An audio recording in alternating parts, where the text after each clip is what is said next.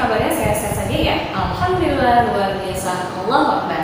Oke sayang, sudah siap ya untuk pembelajaran kita materinya SBDP hari ini? Oke, insya Allah pada kesempatan hari ini Bu Emma akan sampaikan materi seputar yang ada di tematik 3 mengenai SBDP. Apa saja ya kira-kira materinya? Nah, di pembelajaran kita di tematik 3 SPDP ini kita akan membahas yang pertama adalah tentang tangga nada diatonis. Nah, sebagaimana yang dulu pernah kita bahas pada tema sebelumnya bahwa tangga nada diatonis itu terbagi menjadi 2, yaitu tangga nada diatonis mayor dan tangga nada diatonis minor. Nah, untuk ciri-ciri pada tangga nada diatonis mayor sebagaimana yang sudah ditampilkan di slide ya. Coba kita ulang kembali. Apa ya ciri-cirinya? Yang pertama biasanya untuk lagu yang bertangga nada diatonis mayor itu yang pertama dia bersifat riang gembira, bersemangat. Kemudian biasanya diawali dan diakhiri dengan nada do. Nah, bagaimana dengan intervalnya? Mudah sekali untuk menghafalkannya. Bu Emma coba bantu ya.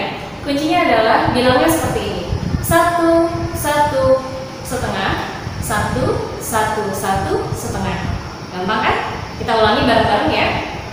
Interval pada tangga nada diatonis mayor yaitu 1 1 setengah, 1 1 1 setengah. Mudah ya, insya Allah.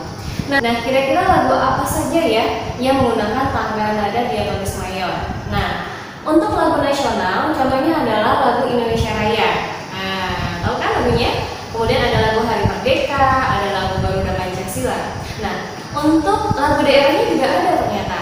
Contohnya adalah lagu Ampak-ampak Pisang, kemudian Ampuse, kemudian Gunung-gunung Maco. Nah, lagu-lagu yang tadi sudah Bu Emma sebutkan pastinya bersifat riang gembira ya, bersemangat. Gak mungkin ya lagunya sedih-sedih. Oke, next kita lanjut kepada pembahasan selanjutnya yaitu tentang tangga nada diatonis minor. Untuk tangga nada diatonis minor, dia itu bersifat sedih ya, jadi kebalikan yang tadi. Kalau tangga nada diatonis mayor, dia bersifat senang, semangat ya, bahagia. Nah, untuk tangga nada diatonis minor kebalikannya adalah dia bersifat sedih, kemudian kurang bersemangat. Nah, biasanya untuk tangga nada diatonis minor ini dia diawali dan diakhiri dengan nada la. Ya, intervalnya adalah 1 setengah, 1 1 setengah, 1 1. Ya. Jadi ada pengulangan 1 1 ya. Habis 1 1 setengah, 1 1. Kita coba ya. Perhatikan pada slide-nya juga biar mudah menghafalnya. Oke, intervalnya untuk tangga nada diatonis minor adalah 1 setengah, 1 1 setengah, 1 1. Gampang ya? 1 setengah, 1 1 setengah, 1 1. Untuk contoh lagunya yang bertangga nada diatonis minor, contohnya untuk lagu nasionalnya ada lagu Syukur, ada Indonesia Pusaka, ada Gugur Bunga. Ya, ada yang tahu lagu Syukur gimana? Nah, Bu Emma coba nyanyikan sedikit ya. Lagu Syukur lagunya kira-kira seperti ini. Betapa hatiku takkan pilu telah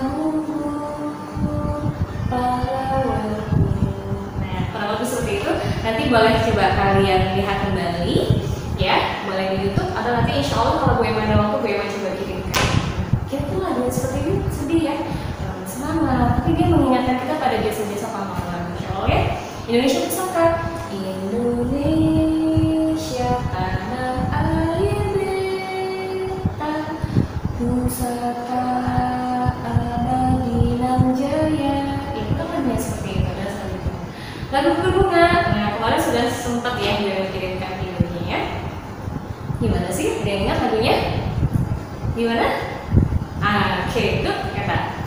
Kemudian ada lagu daerahnya. Nah, lagu daerah yang menggunakan tangga nada diatonis minor contohnya adalah O Indah Keke. Oke, baik. Nanti insya Allah Bu Emma akan kirimkan ya untuk lagunya. Tapi kalau misalnya Bu Emma belum tepat, coba kalian boleh browsing sendiri. Izin sama ayah, sama bunda, ayah, kalau aku mau tahu nih lagu ini seperti apa. Katanya lagunya bersifat sedih. Oh, Indah Keke. Oke, dan lagu-lagu lainnya juga. Oke, lanjut kepada pembahasan selanjutnya adalah tentang alat musik ritmis. Apa sih itu alat musik ritmis? Nah, alat musik ritmis ini adalah alat musik yang dia itu tidak mempunyai nada. Nah, alat musik ritmis dia berfungsi sebagai pengiring dan pembentuk irama, sehingga karya musik yang dimainkan dapat stabil, ya, insya Allah ya. Nah, kemudian musik yang tercipta dari gabungan beberapa bunyi alat-alat musik ritmis disebut sebagai musik ritmis, ya. Jadi kalau ada sebuah musik, dia itu tercipta dari gabungan berbagai macam alat-alat musik ritmis. Nah, berarti musiknya itu disebut sebagai musik ritmis. Sampai di sini insya Allah jelas ya. Oke, next. Untuk alat musik tradisional. Nah, ini ada pembahasan selanjutnya adalah tentang alat musik tradisional dan bagaimana cara memainkannya. Nah, di sini di layar sudah ditampilkan beberapa gambar ya, beberapa gambar alat musik tradisional. Nah, yang pertama adalah akordeon. Nah, akordeon itu ya, kalau kita lihat biasanya di film-film ya, film-film Italia, Meksiko dan seterusnya ya, ternyata wah luar biasa ya, ternyata ini alat musik seperti ini berasal dari Sumatera Selatan. Masya Allah ya Allah, ternyata kita alat musiknya dipakai sampai dunia internasional ya. Kita harus patut berbangga, Masya Allah ya, dan berusaha untuk melestarikannya. Dengan cara apa? Setidaknya menghargai. Kalau mungkin bisa ya setidaknya mempelajari bagaimana cara memainkannya. Oke, siap ya, Insya Allah. Kemudian untuk akordeon tadi berasal dari Sumatera Selatan. Bagaimana cara memainkannya sudah pasti ditekan ya, nggak mungkin ditiup. Ya. Kemudian ada alat musik gambus. Alat musik gambus ini berasal dari Jambi. Cara memainkannya tentu saja dipetik ya. Kemudian untuk yang di sebelah bawahnya itu ada tehyan. Alat musik tehyan ini berasal dari DKI Jakarta. Lalu mana yang orang Jakarta? Ini punya kalian ya, alat musiknya seperti ini, tehyan. Cara memainkannya dengan digesek. Oke. Kemudian ada lagi. Nah, ada yang tahu apa ini alat musiknya? Ya, benar. Ini adalah alat musik tradisional angklung. Dia berasal dari Jawa Barat. Mana orang Jawa Barat? Oke. Bagaimana cara memainkannya? Tentunya cara memainkannya hanya digoyang-goyang saja. Ya, Insya Allah. Kemudian ada gamelan. Wah, ini sudah sangat terkenal ya, gamelan. Dia berasal dari pastinya dari Jawa Tengah ya, orang Jawa yang punya. Kemudian cara memainkannya adalah dengan dipukul. Kemudian ada sasando. Nah, ini dulu kita pernah bahas ini waktu ada di pembelajaran kelas 4 ya. Ini berasal dari NTT. Apa itu kepanjangannya? N yang pertama adalah Nusa, kemudian T-nya Tenggara, T yang kedua adalah Timur. Jadi sasando ini berasal dari Nusa Tenggara Timur. Cara memainkannya tentu saja dipetik. Nah, lanjut. Kita pada pembelajaran tematik 3 ini untuk SPDP-nya kita juga akan membahas kembali mengenai properti tari daerah. Nah, properti tari daerah ya. Untuk tari Srimpi, pernah dengar nggak? Tari Srimpi ini dia berasal dari Jogja. Propertinya, apa itu propertinya? Properti itu adalah alat yang dipergunakan untuk pentas tari daerah tersebut ya. Propertinya adalah berupa JB, ada cundri atau keris kecil, kemudian ada pistol, kebayang ya. Kemudian ada jemparing, ada tombak pendek. Kira-kira kayak gimana ya tadinya? Penasaran ya? Nah, boleh coba nanti kakak browsing sendiri. Izin dulu sama ayah sama bunda ya dalam membuka channel YouTube. Pastikan pengawasan dari orang tua juga ya. Bismillah. Kemudian ada tari piring. Nah, tari piring ini terkenal ya. Dia berasal dari Sumba atau Sumatera Barat.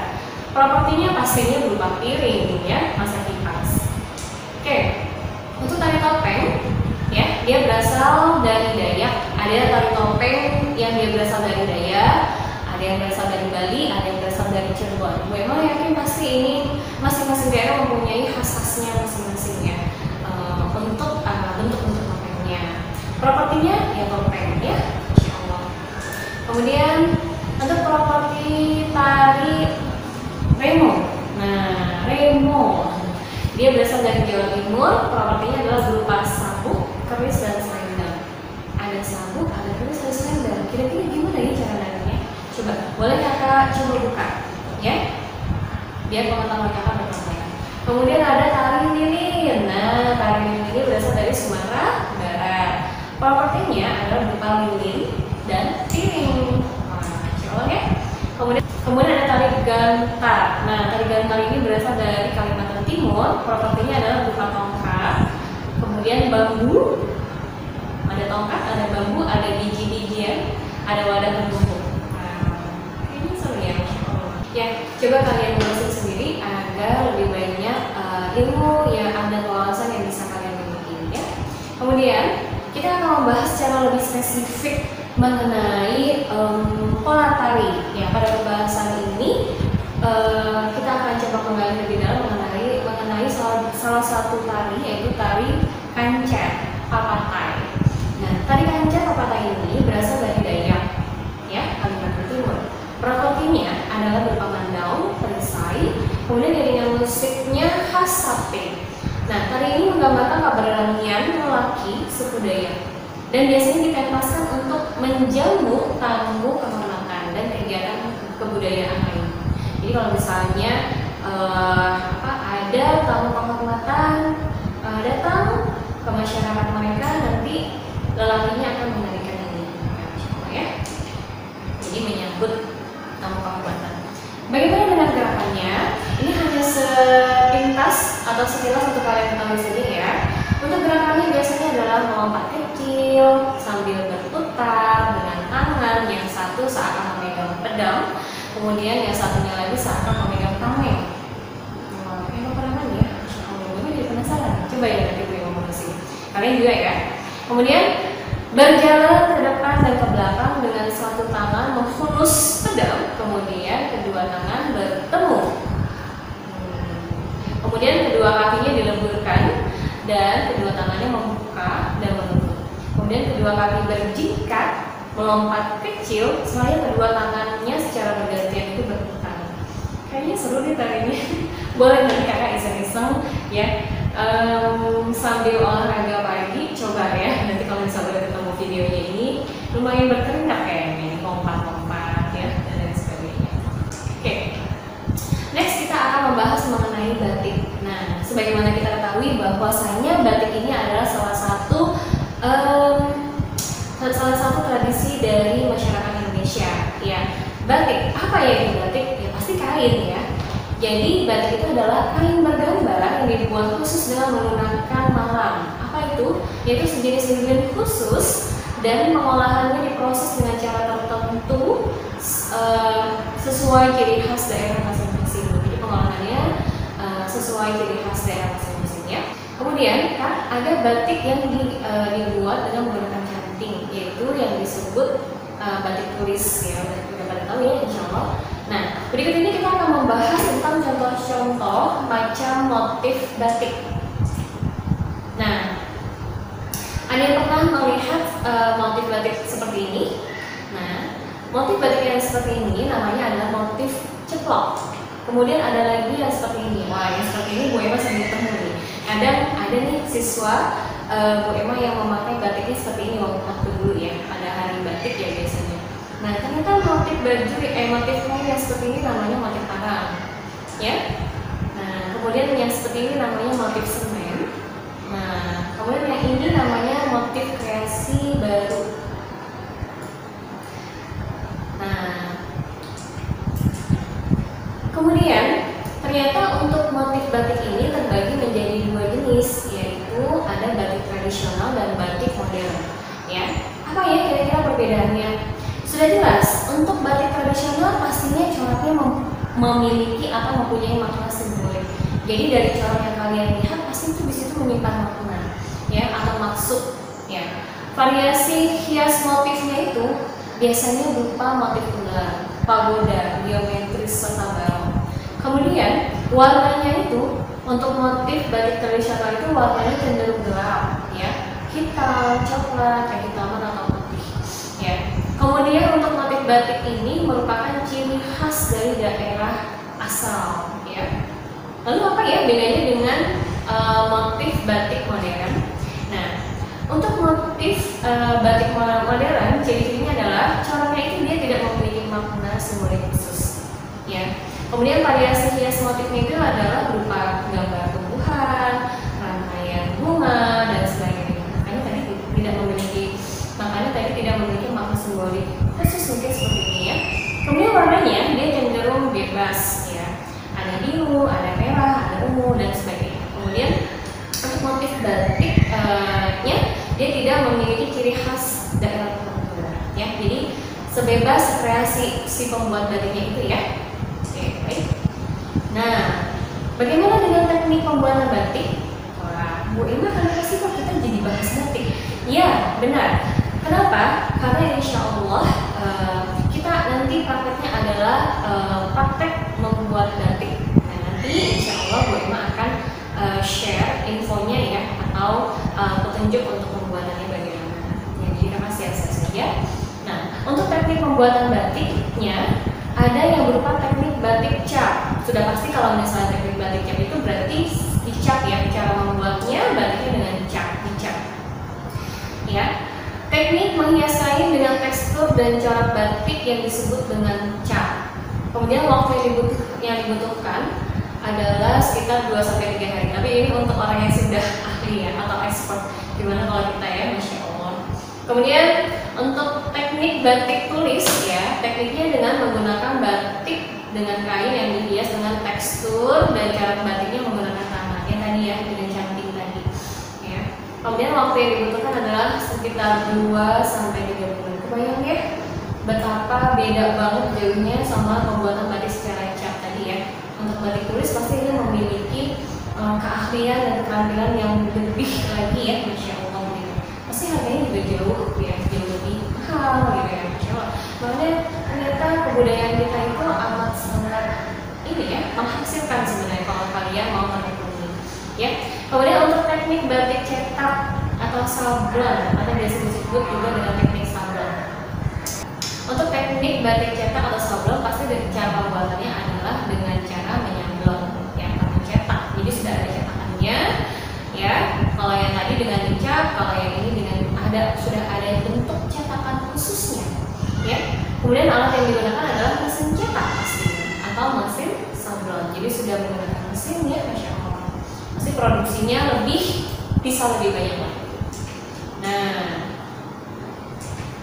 kemudian untuk motif batik Nusantara ini kelanjutannya tadi ya, ada motif yaitu motif jamprang, sorry.